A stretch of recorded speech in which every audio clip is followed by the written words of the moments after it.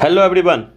चलिए आज हम लोग बजट 2025-26 को डिस्कस करेंगे और इसको आंसर राइटिंग फॉर्मेट में डिस्कस करेंगे, क्योंकि निर्मला सीतारमण जो हमारी फाइनेंस मिनिस्टर है उन्होंने साफ साफ बोला है कि ये जो बजट होने वाला है ड्राइविंग ग्रोथ पे होने वाला है और इंक्लूसिव डेवलपमेंट होने वाला है। ग्रोथ के साथ साथ सबका ग्रोथ होने वाला है, मतलब थीम ही इसका है सबका विकास। तो हम कैसे छोड़ सकते, एक बेटर वे में आपको समझाएंगे और डायरेक्ट एग्जाम में आपको हेल्प होगा। अगर आपको हेल्थ सेक्टर में भी पूछेगा ना तो आप हेल्थ सेक्टर को भी लिख सकते हो। अभी डिस्कस करेंगे balance growth for all region, हर एक रीजन के लिए हम इसमें बैलेंस ग्रोथ का बात करेंगे। ठीक है, अब देखो थोड़ा हम आपको इंट्रोडक्शन से स्टार्ट करते हैं। हमारा लेक्चर ही होता है इस तरीके से जैसे आपको इंट्रोडक्शन भी मिल जाए, कंक्लूजन भी मिल जाए। Union budget 2025-26 presented by the finance minister is design to strengthen the India's economic growth. इस तरह से डिजाइन किया गया कि स्ट्रेंथ करेगा इंडिया के इकोनॉमिक ग्रोथ को। ठीक है, with the focus on tax relief. किस पे फोकस किया गया? टैक्स रिलीफ पे। मतलब आप इस इंट्रोडक्शन से हर वो पॉइंट को इंट्रोड्यूस करोगे जो इस बजट में है। तो कैसे टैक्स रिलीफ को किया गया हम आगे देखेंगे, लेकिन यहां पे हमने राइट डाउन कर दिया आपके लिए। For the middle class rural development पे ध्यान दिया गया, हम ये भी डिटेल में यहां पढ़ेंगे। ठीक है, manufacturing reforms and investment in clean energy, nuclear energy में इन्वेस्टमेंट का बात हुआ 20,000 करोड़ का, उसको भी हम लोग डिस्कस करेंगे। The budget aims to propel the country towards self reliance. Budget इस तरीके से प्रोपेल किया गया कि बजट हमारा ये इंश्योर करेगा कि हम सेल्फ रिलायंस की तरफ मूव करें, जो हमारा टारगेट है 2047 विकसित भारत का। While making strides towards being a competitive global economic, और हम कॉम्पिटिटिव ग्लोबल इकोनॉमिक भी बनेंगे, इस पे भी ध्यान दिया गया। That is all about concern of budget 2025-26।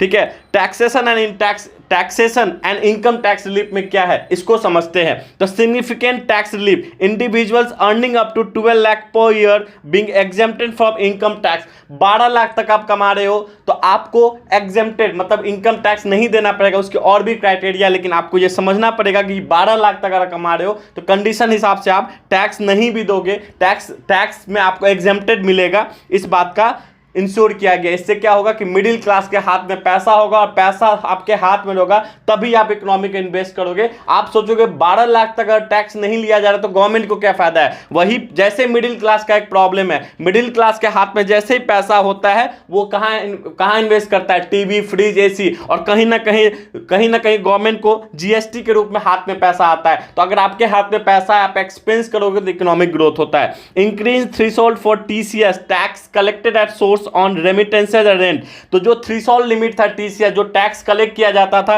Remittances पे, जो बाहर से पैसा लोग भेजते हैं कमा के, और रेंट पे, उसको इंक्रीज किया गया है। तो कहीं ना कहीं रेंट पे, जो रेंट से जो पैसा लोग कमा रहे हैं उन पे भी थोड़ा बहुत उनको फायदा मिलेगा। And the removal of TCS on education loan under 10 lakh, 10 lakh तक जो है ना लोन, अगर टीसीएस आपको एग्जेम्प्टेड मिलेगा, आप एजुकेशन लोन ले रहे हो तो आपको टैक्स में बेनिफिट मिलेगा।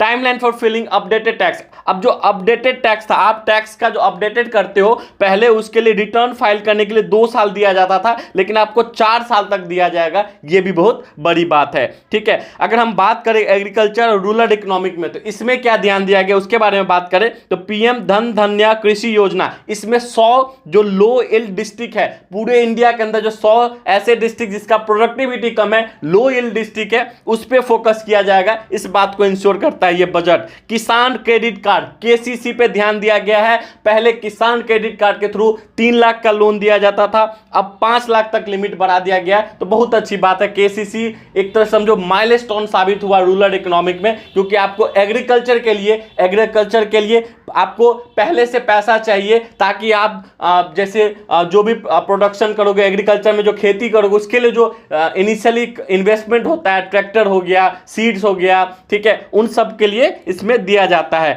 आत्मनिर्भर इन पल्सेज, देखो आप देखोगे ना 2024-25 में हमने दाल बहुत ज्यादा दूसरे कंट्री से मंगाया, हमने बहुत ज्यादा अपने देश में इंपोर्ट कराया, तो ये बहुत अच्छी बात नहीं है। तो mission for self reliance in pulses लाया गया है ताकि हम आत्मनिर्भर बने पल्सेस के क्षेत्र में। ये भी इंश्योर करता है ये budget. National mission for edible oil seed, जो एडिबल ऑयल सीड है ना उसको कहीं से कहीं ना हम बहुत ज़्यादा इसको बाहर से मंगाते हैं, तो उसको भी रिड्यूस इंपोर्ट डिपेंडेंसी, हम जो इंपोर्ट पे डिपेंडेंट है ना उसको रिड्यूस किया जाएगा। हम खुद का अपना प्रोडक्शन करेंगे। मखाना बोर्ड इन बिहार, पता होगा क्यों बोर्ड बनाया गया। मखाना कल्टीवेशन बिहार में बहुत अगर आप देखोगे ना 80%, more than 80% of the makhana of the India हम बिहार से ही उसको क्या किया जाता है, उपजाया जाता है। लेकिन उसके लिए कोई बोर्ड नहीं है, कोई संगठन नहीं है, तो सरकार ने इस बार बनाया है to enhance the production and processing, ताकि प्रोडक्शन भी बढ़े, क्योंकि अभी जो है ना बहुत अनऑर्गेनाइज है, जो मखाना का प्रोडक्शन है बहुत अनऑर्गेनाइज है, तो उसके प्रोडक्शन को बढ़ाया जाए ताकि लेटेस्ट इक्विपमेंट लाया जाए, ताकि लो इनपुट में आउटपुट ज्यादा है,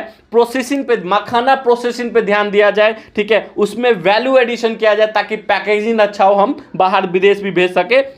और मार्केटिंग ऑफ मखाना, आज के डेट में तभी कोई चीज अच्छा होगा जब आपका मार्केटिंग अच्छा है, मार्केटिंग होगा तभी प्रोडक्ट बिकेगा, ठीक है। फिशरीज क्षेत्र में आप देखोगे ना, इंडिया सेकेंड ग्लोबल प्रोड्यूसर है फिशरीज का, ठीक है। साथ ही साथ government will create a framework for sustainable fishery exploitation in the exclusive economic zone, जो हमारा 200 नॉटिकल माइल, जो हमारा ये जो एरिया है, ये जो हमारा समुद्री तट से सटा हुआ एरिया है, उससे 200 नॉटिकल माइल्स तक जो है ना, हमको फिशरीज का प्रोडक्शन बढ़ाने के लिए, सस्टेनेबल फिशरीज करने के लिए ये स्पेशल फोकस किया गया है। कहाँ कहाँ, दो जगह, एक तो अंडमान निकोबार में और एक लक्षद्वीप में, इस बात को भी ये बजट इंश्योर करता है। उसके साथ साथ जो पब्लिक सेक्टर बैंक है, जैसे एसबीआई वगैरह हो गया, जो भी शेड्यूल कमर्शियल बैंक है, ग्रामीण क्रेडिट स्कोर, जो ग्रामीण क्रेडिट स्कोर निकाला, जैसे क्रेडिट स्कोर होता है, तो ग्रामीण क्रेडिट स्कोर फ्रेमवर्क तैयार किया जाएगा to serve the credit needs of the self help group members of and people in rural area.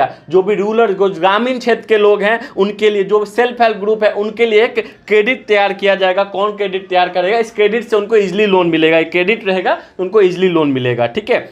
उसके साथ साथ mission for cotton productivity, cotton का प्रोडक्शन के लिए एक आपको प्रोडक्टिविटी बढ़ाने के लिए, उसके सस्टेनेबिलिटी पे ध्यान देने के लिए प्रोवाइड टेक्नोलॉजिकल सपोर्ट, तो टेक्नोलॉजिकल सपोर्ट किया जाएगा गवर्नमेंट के द्वारा। उसके साथ साथ जो जल जीवन मिशन है उसको 2028 तक एक्सटेंड कर दिया गया, जिसमें टैप वाटर हाउस होल्ड को दिया जाता है। National mission high yield seeds, जो भी हाई यील्ड सीड है ना, उस पर ध्यान दिया जाएगा, सो दैट कि सीड्स ऐसा हो जो क्लाइमेट रेजिस्टेंट हो। क्लाइमेट चेंज हो रहा है तो सीड पे असर न हो। धान, जैसे मान लो धान का जो सीड्स है, अब क्लाइमेट चेंज हुआ तो धान का प्रोडक्टिविटी कम हो जाता है, तो ऐसा सीड लाने का काम किया जा रहा है जो क्लाइमेट रेजिस्टेंट हो, ठीक है, पेस्ट रेजिस्टेंट हो, पेस्ट वगैरह, कीड़ा वगैरह उसको बर्बाद ना कर दे जल्दी, ठीक है, उसको डिजाइन किया जा रहा है। इस बात को, इससे आप इंश्योर करते हो एग्रीकल्चर रूरल। जब इस तरीके से आप पढ़ोगे ना, इस तरीके से आपका नोट्स मेकिंग होगा ना, मैं इंश्योर करता हूं कि एग्जामिनेशन आपका अच्छा जाएगा।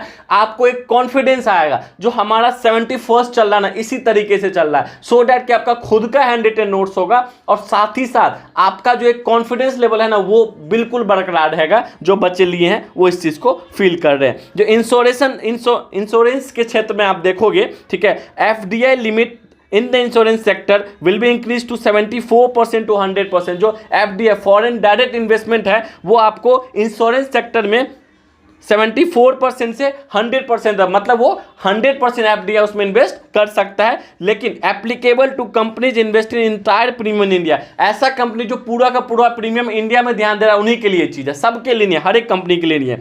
फंड्स ऑफ फंड पे अगर ध्यान दो तो 10,000 crore will be set up to support startups. हम स्टार्टअप्स देखते हैं तो 10,000 करोड़ अलग से रखा गया टू सपोर्ट द स्टार्टअप। जो भी नया नया स्टार्टअप है उनको सपोर्ट करने के लिए 10,000 करोड़ अलग से रखा गया है। Increase the credit guarantee for startup from 10 to 20 crore. तो उनका जो क्रेडिट गारंटी था ना, पहले 10 करोड़ ही था, अब 20 करोड़ तक क्रेडिट गारंटी दे दिया गया, तो वो और भी अपने आप को मूव कर सकते हैं, अपने आप को पुश कर सकते हैं। New scheme will be launch. जितने भी विमेन है, एससी है, एसटी है, नेक्स्ट 5 साल तक उनको 2 करोड़ तक, अप टू 2 करोड़ मतलब 2 करोड़ तक लोन दिया जाएगा। 5 लाख ऐसे विमेन, ऐसे एससी, ऐसे एसटी के पीपल्स जिनको 5 लाख ऐसे लोग जिनको 2 करोड़ तक लोन दिया जाएगा, जो फर्स्ट टाइम एंटरप्रेन्योर्स है, इस पे भी ध्यान देना है, ठीक है। अब नेक्स्ट देखते हैं फार्मा और लाइफ साइंस के क्षेत्र में देखते हैं तो क्या ये बजट बोलता है। तो डे केयर सेंटर खोला जाएगा हर एक डिस्ट्रिक्ट में, in all district hospital over the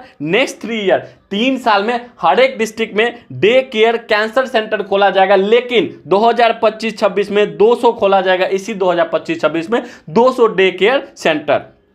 gig worker कौन होते हैं? जो जोमेटो डिलीवरी बॉय होते हैं, स्विगी डिलीवरी बॉय होते हैं, जो भी आपको फूड हो गया, या फिर ई कॉमर्स के लोग हो गए, जो फ्लिपकार्ट के, ई कार्ट के सर्विस डिलीवर है, जो वो लोग गिग वर्कर कहलाते हैं, लेकिन इनको कोई भी ना सोशल सिक्योरिटी, सोशल बेनिफिट नहीं मिलता। लेकिन इस बार सरकार ने दिया है, सरकार उनको हेल्थ केयर कवरेज दे रही है अंडर पीएम जन आरोग्य योजना के तहत उनको हेल्थ केयर दे रही है। ठीक है, 75,000 एडिशनल मेडिकल सीट बढ़ाया जाएगा। जो एमबीबीएस यूजी पीजी के लिए सीट जो है ना 75,000 सीट जो है बढ़ाया जाएगा नेक्स्ट 5 ईयर में। तो ये बहुत इंपॉर्टेंट है। जब तक डॉक्टर पॉपुलेशन रेशियो सही नहीं होगा ना, हम एक अच्छा हेल्थ इंश्योर नहीं कर सकते इस देश में। ठीक है, government will promote medical tourism. Medical tourism का मतलब हुआ कि जो बाहर के लोग हमारे यहाँ आते हैं ना, मेडिकल टूरिज्म का मतलब जो बाहर के लोग हमारे यहाँ इलाज कराने आएंगे उनको ईज वीजा प्रोसेस दिया जाएगा, सो डैट ठीक है, health in India initiative in partnership with the private sector. ठीक है, उसके साथ साथ इसके साथ जो बाहर भी जाएंगे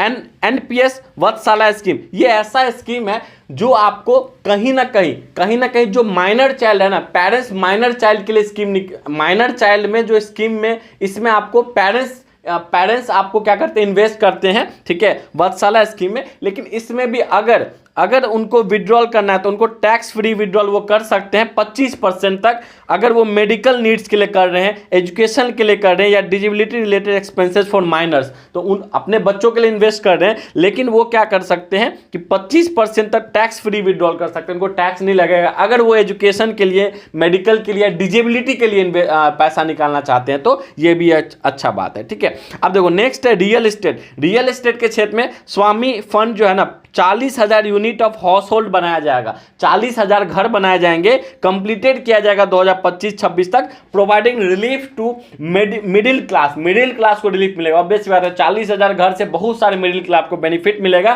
families paying both EMI and rent. ठीक है, सो डैट कि उनको फायदा मिले। ठीक है, अब देखो next, government will create a 1 lakh crore urban challenge fund. Urban challenge fund मतलब अर्बन में जो चैलेंज है, जैसे रोड हो गया, जैसे सैनिटेशन हो गया, ठीक है, उन सब के लिए क्या किया जाएगा, 1 लाख करोड़ दिया जाएगा as a urban challenge fund to support urban growth को सपोर्ट करने के लिए, रीडेवलपमेंट के लिए, डेवलपमेंट तो है, रीडेवलपमेंट करने के लिए, वाटर एंड सैनिटेशन प्रोजेक्ट के लिए, इन सब चीज़ों के लिए दिया जाएगा। ठीक है, energy and clean tech initiative का अगर हम बात करें, एनर्जी और क्लीन टेक इनिशिएटिव का अगर हम बात करें तो budget places a strong emphasis on clean energy पे ये बजट एम्फेसाइज करता है, including a nuclear energy mission. In nuclear energy mission पे एम्फेसाइज करता है सो डैट कि 100 गीगावाट ऑफ न्यूक्लियर पावर 2047 तक हम जनरेट कर सके, क्योंकि न्यूक्लियर एनर्जी, अगर हम न्यूक्लियर से एनर्जी जनरेट करते हैं तो कहीं ना कहीं रिन्यूएबल है वो। उसके साथ साथ स्मॉल मॉड्यूलर रिएक्टर जो nuclear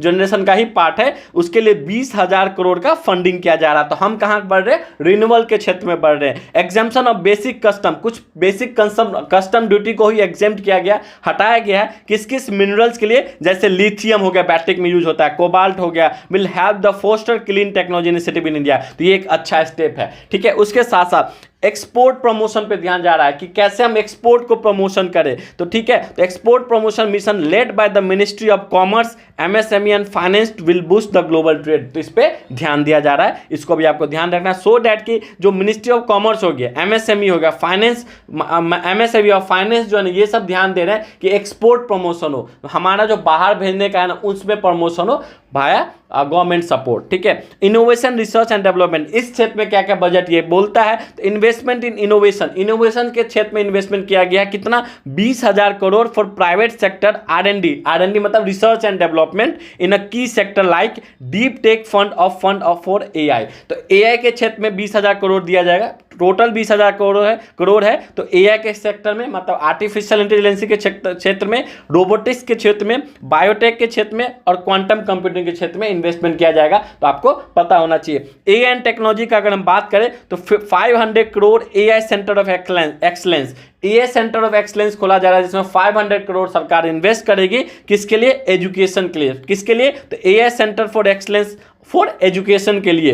expanding AI application in agriculture, health care and urban planning. तो एआई में जो इन्वेस्ट किया जा रहा है 500 करोड़, इसका फायदा कहां दिखेगा, तो एग्रीकल्चर के क्षेत्र में दिखेगा, हेल्थ केयर के क्षेत्र में दिखेगा और अर्बन प्लानिंग। देखो ना, एआई बहुत इंपॉर्टेंट है, खासकर हेल्थ सेक्टर में। जो डिजीज का जो क्योर है, डिजीज का जो ट्रीटमेंट है ना, डिजीज के ऊपर जो रिसर्च है ना, वो बहुत आसान कर देगा एआई। इस बात को समझना है। पीएम रिसर्च फेलोशिप, जो फेलोशिप दिया जाता है उसमें 10,000 10,000 करोड़ होगा, ठीक है। Fellowship over 5 years with enhance financial support for research in science and tech. तो ये 10,000 करोड़ का इन्वेस्टमेंट साइंस एंड टेक के लिए किया जाएगा। एग्रीकल्चर इनोवेशन का हम बात करें तो second gene bank for crop diversity. अब क्रॉप में हम डाइवर्सिटी लाने का काम कर रहे हैं, तो वो कहीं ना कहीं जीन एडिटिंग से होगा। तो सेकेंड जीन बैंक खोला जा रहा है क्रॉप डाइवर्सिटी के लिए, हाई एल्डिंग सीड्स के लिए। हाई एल्डिंग सीड्स मतलब आप समझ लो ऐसा सीड जो हाई एल्डिंग हो, ज्यादा प्रोडक्टिविटी दो।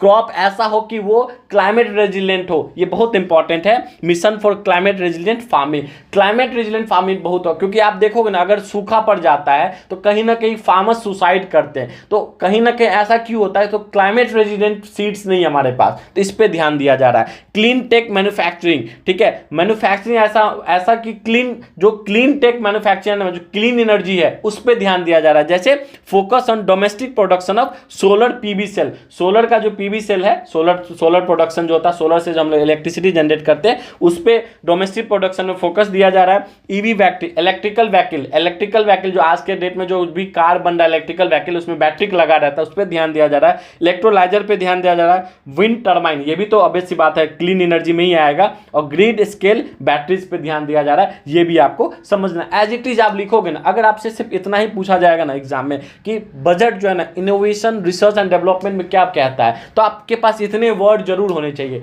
हेल्थ सेक्टर में क्वेश्चन पूछेगा तो लेटेस्ट क्या क्या हेल्थ सेक्टर में आपको हमने ऊपर ही बताया, तो ये भी आपको पता होना चाहिए। कैसे मेडिकल सीट हो रहा है, कैसे डेली केयर सेंटर बनाया जा रहा है कैंसर के लिए, तो ये सब आपको पता होना चाहिए, ठीक है। ऐसे ही लिखना है। आपका नोट्स ऐसा होना चाहिए कि आपको रिवीजन टाइम में मल्टीपल्स रिवीजन कर सको। मेंस जो है ना प्री से पहले कंप्लीट करने का बहुत इंपॉर्टेंट है। जब तक आप जून जुलाई तक, अगर सितंबर में एग्जाम होता है, जून जुलाई तक आपका मेंस कंप्लीट नहीं रहेगा ना with current affairs, this is called current affairs, वो भी आंसर राइटिंग फॉर्मेट पे, तो मेंस टफ हो जाएगा आपके लिए, क्योंकि 3 महीना रहता है। उसमें आप 1 महीना 15 दिन वेट कर लेते हो प्री के बाद, उसके बाद 10 दिन क्या करते हो, 10 दिन आप प्री के बाद 10 दिन वेट करते हो रिजल्ट का, या 10 दिन आपका निकल जाता है, फिर 1 महीना क्लासेस लेते हो कहीं, और फिर 1 महीना बाद आप आंसर राइटिंग करने लगते हो। आंसर राइटिंग उतना जरूरी नहीं है जितना आपके लिए ये जरूरी है। अगर आपका ये रहेगा ना तो आंसर राइटिंग तो आप कर ही लोगे। क्लास 10th 12th का जब एग्जाम देते थे तो क्या आंसर राइटिंग आप करते थे, कंटेंट पढ़ के जाते थे, फिजिक्स केमिस्ट्री चाहे कॉमर्स पढ़ के अच्छे से जाते थे, तब लिख लेते थे। तो आंसर राइटिंग बहुत बड़ा मुद्दा नहीं अगर आपके पास कंटेंट अच्छा है तो, ठीक है। फूड प्रोसेसिंग इनोवेशन हुआ है। National institute of food tech in Bihar खोला गया है, ठीक है, for research food safety and agro processing. देखो अगर हम बात करेंगे फूड प्रोसेसिंग का तो बहुत इंपॉर्टेंट है। अगर जो हमारा टमाटर है और बहुत सारे ऐसे प्रोडक्ट जिनका जो सेल्फ लाइफ कम है वो खराब हो जाता है, हम उसको प्रोसेस करके अगर उसको सेल्फ लाइफ बढ़ा के उसको हम बाद में 1 साल सेल्फ लाइफ बढ़ा दे, 1.5 साल सेल्फ लाइफ बढ़ा दे, आप समझो हमारे लिए बहुत बड़ा माइलस्टोन साबित होगा। क्योंकि इस बात को आप समझो, जब आप फूड प्रोसेसिंग करोगे ना, कहीं फार्मर्स के डबल इनकम पे आप ध्यान दोगे। जो उनका जो चीजें खराब हो जाता है उसको आप उनको एक सोशल और मेंटली प्रोटेक्शन दोगे, ये बहुत इंपॉर्टेंट है। ये भी फूड सेफ्टी और बिहार में खोला जा रहा है तो और भी अच्छी बात है। एजुकेशन और स्किल डेवलपमेंट क्या ध्यान दिया जा रहा है बजट के थ्रू, तो education sees significant investment with the creation of 50,000 Atal tinkering labs in government school and provision of broadband connectivity to improve the digital learning। तो 50,000 अटल टिंकरिंग लैब खोला जा रहा है, सो डैट कि बच्चे थोड़ा इनोवेशन, थोड़ा बहुत रिसर्च भी सीख सके। उसके साथ साथ स्कूल्स में ब्रॉडबैंड कनेक्टिविटी दिया जा रहा है, सो डैट कि डिजिटल लर्निंग इंश्योर हो सके स्कूल में। तो ये भी इंपॉर्टेंट है, क्योंकि स्किल डेवलपमेंट नहीं होगा तो इंक्लूसिव डेवलपमेंट नहीं होगा। रूरल क्षेत्र में डेवलपमेंट, आप एग्रीकल्चर पे ध्यान नहीं दोगे तो आप इंक्लूसिव डेवलपमेंट की बातें नहीं करोगे। तो driving growth is nothing but inclusive development. अगर आप इंक्लूसिव डेवलपमेंट की बात करो तो डेफिनेटली ग्रोथ होगा, नहीं तो सिर्फ जॉबलेस ग्रोथ होगा। इंडिया 5 ट्रिलियन इकोनॉमिक की तरफ बढ़ रहा है, लेकिन आज भी क्या है, जॉबलेस लोग हैं, बहुत सारे लोगों के पास जॉब नहीं। इसका क्या मतलब है, इकोनॉमिक ग्रोथ तो हो रहा है लेकिन जॉबलेस ग्रोथ हो रहा है, इस बात को समझने की जरूरत है, ठीक है। The budget also focus on strengthening the anganwadi programs. Anganwadi program पे भी ध्यान दे रहा है। जब भी हम इंक्लूसिव का बात करेंगे तो हमको चाइल्ड का न्यूट्रिशन हो गया, उस पर भी ध्यान देना पड़ेगा। Poshan 2.0 aims to reduce malnutrition among the children. Malnutrition खासकर रूरल क्षेत्र में बहुत ज्यादा, बच्चे का हाइट छोटा होता है जस्ट बिकॉज वो स्टंटिंग का शिकार हो जाते हैं, जस्ट बिकॉज ये जो छोटा हाइट होना, ठीक है, उसके साथ साथ बहुत सारे डिजीजेज हो जाना उनको, कहीं ना कहीं ये इशारा दे रहा है कि माल न्यूट्रिशन न्यूट्रिशन है। तो जितने भी स्कूल में मिड डे मील वगैरह क्यों चला जाता है, इसलिए नहीं कि बच्चा का अटेंडेंस बढ़ा जाए, इसलिए क्योंकि उनको माल न्यूट्रिशन का शिकार ना हो जाए। इस चीज को ये इंश्योर करता है बजट, बहुत इंपॉर्टेंट चीज है यूनियन बजट। अब हम कंक्लूजन का बात करते हैं। अगर हम कंक्लूजन का बात करें तो आप बताओगे क्या कंक्लूड कर रहा है ये बजट। तो budget 2025 aims for the inclusive and sustainable economic future. Obvious सी बात है, अगर हम क्लीन एनर्जी में इन्वेस्टमेंट कर रहे हैं तो हम किसकी बातें कर रहे हैं, हम सस्टेनेबल इकोनॉमिक फ्यूचर का बात कर रहे हैं, ठीक है। उसके साथ साथ सस्टेनेबल जब भी वर्ड होगा तो उसका मतलब होता है कि रिसोर्स को आप ऐसे यूज करो कि प्रेजेंट का भी नीड हो जाए फुलफिल और फ्यूचर के लिए भी बच जाए, इसी को कहते हैं sustainable. With the strong emphasis on fostering growth in की सेक्टर लाइक एग्रीकल्चर, हम किस पे ध्यान दे रहे हैं, एग्रीकल्चर पे ध्यान दे रहे हैं, मैन्युफैक्चरिंग पे ध्यान दे रहे हैं, हेल्थ केयर पे ध्यान दे रहे हैं एंड एजुकेशन पे ध्यान दे रहे हैं। दीज आर द 4 की, ठीक है। These reforms are align with the government's vision like Viksit Bharat, जो विकसित भारत की कल्पना है उससे ये बजट अलाइन करता है। उसके साथ साथ promoting India's position as a self reliant, हम पल्सेज में सेल्फ रिलायंट का बात करें तो ये इंश्योर करता है, एडिबल ऑयल सीड में सेल्फ रिलायंट का बात करता है, तो ये बजट इंश्योर करता है कि हम सेल्फ रिलायंट की तरफ मूव कर रहे हैं और ग्लोबल कंपिटिटिव इकोनॉमी को इंश्योर कर रहे हैं, ठीक है। Through these initiatives, the country is poised to accelerate its growth, benefiting all segment of society।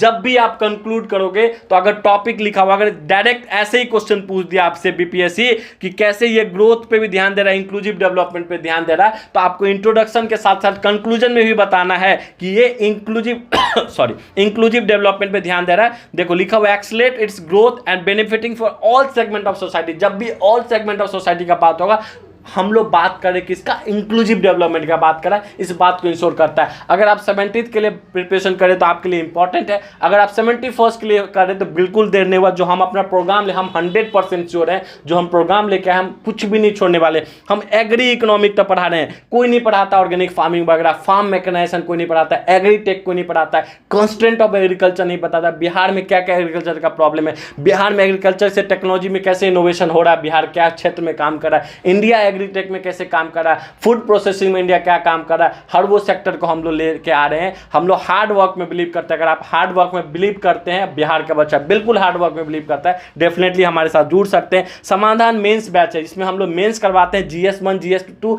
With complete mains current affairs. Mains current affairs आपको इसी फॉर्मेट में मिलेगा। ऐसा नहीं कि आपको हम टॉपिक बता के निकल जाएंगे, और रेगुलर होगा, पूरा साल भर होगा। ऐसा नहीं है कि प्री के बाद होगा, अभी से चलता रहेगा, सिर्फ प्री के कुछ दिन पहले बंद रहेगा। ये सिर्फ 4000 में मिलेगा, लेकिन ये 15 मार्च तक ही ये बैच का ऑफर है, बाद में हम इसको 5000 करेंगे। अगर आपका प्रीलिम्स हर्डल है तो सिर्फ 1350 में आप प्रीलिम्स का बैच ले सकते हो। अगर आपको प्री प्लस मेंस पढ़ना है, इसको जो हम बहुत ज़्यादा इसको हम बोलते हैं बच्चों को, इसी को लेने के लिए, कोई ये अलग सब अलग ही चीज़ है, लेकिन इसमें क्या होता है कि हम लोग एक और हॉलिस्टिक वे में पढ़ाते हैं। हम प्री का पढ़ाते हैं प्रीएम्बल, फिर मेंस का प्रीएम्बल पढ़ाते हैं। अगर हम आपको प्रीलिम्स आरंभ में भी पढ़ा रहे हैं तो हम क्लास के बाद इंश्योर करते हैं 25+ क्वेश्चन प्रैक्टिस करते हैं। हमारे मेंस के बैच में ना हम लोग PYQ का भी डिस्कशन करते हैं। कोई बुक कोई भी चीज़ का आपको जरूरत नहीं पड़ेगा अगर आप इस बैच में जुड़ते हो तो। अब इसके लिए क्या यूनिक सा चीज़ है, बच्चे का रिव्यू। जो बच्चे लेंगे, हमारे पास जो भी बच्चे हैं ना, उनका एकदम 100% रिव्यू अच्छा है। उसके साथ साथ आपके पास कंपलसरी होता है कि बैच में जैसे ही वीडियो आता है तो रात तक आपको ये